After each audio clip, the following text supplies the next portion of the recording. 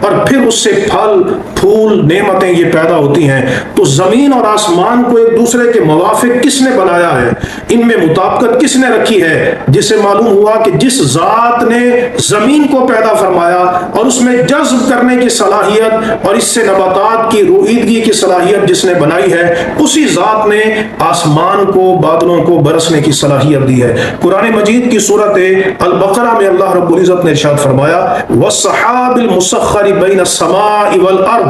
لَآيَاتٍ لِقَوْمٍ يَعْقِلُونَ، آیت نمبر 163 ہے۔ فرمایا کہ وہ بادل جو آسمان اور زمین کے مابین مسخر ہیں، ان میں عقل والی قوم کے لیے بہت نشانیاں ہیں۔ سورت البقرہ کی آیت نمبر 22 میں اللہ تبارک و تعالیٰ نے